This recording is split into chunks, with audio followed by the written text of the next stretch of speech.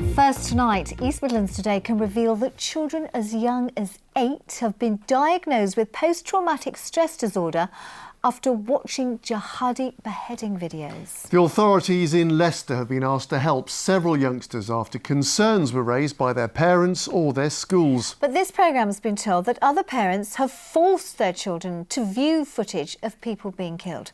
This exclusive report from our social affairs correspondent Jeremy Ball. So here I've put 2 words into the search engine.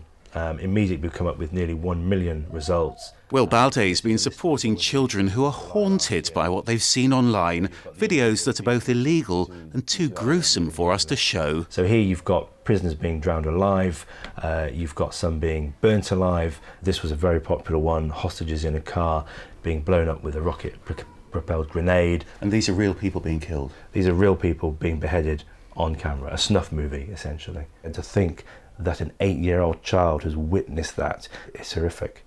And how's it affecting them then? We're seeing young children with high levels of anxiety, of stress, of trauma, of sleeplessness, of bedwetting. I don't think any of us anticipated that when ISIS was starting to produce such violent content that it would reach children so young. The alarm's often raised by schools who notice changes in a child's behaviour, but some parents in Leicester have asked the authorities for help too. There was a parent that overheard their child watching one of these movies, so they challenged their child. It turned out to be one of these snuff movies that ISIS produces of people being killed, and the parent was really concerned about what their child had seen, concerned about what effect that might have had, but also concerned because this was terrorist propaganda.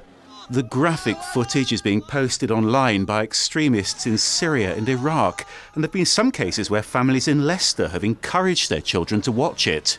I heard of one instance where a parent was kind of showing the child a beheading video and said, if you don't behave yourself, if you're not a good person, if you're not a good citizen, this is the kind of fate that could befall you, which was pretty disgusting.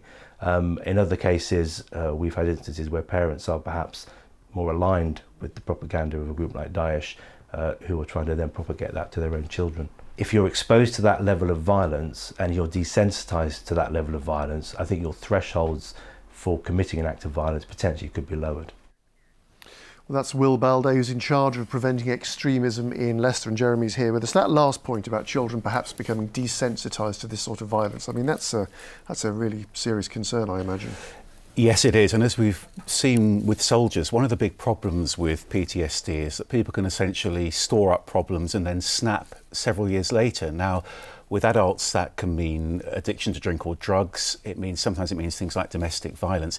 There's an added problem here, though. There's a real worry that this footage is being included in propaganda videos. And Will showed me how you can find it being used by a very wide range of different extremist websites, not just the so-called Islamic State, but far-right websites too. And although they've got very different agendas, very different narratives, it's all designed to wind people up and radicalise them. So it's online, it's available on websites. What can parents do to protect their children from this kind of thing? Well, the main advice really is understand what your children are looking at, what they're viewing online. Don't assume that they're safe if they're quiet up in their bedrooms. If you do suspect that they're watching this stuff, you can ask for help from their school, or you can dial the police on 101. And people who have been traumatised are now being urged to get help from their doctors. Because of that, these extremist videos are part of a new push to tackle PTSD in Leicestershire that's being unveiled tomorrow. And we'll have full details on that on tomorrow's programme. OK, Jeremy Ball, thank you.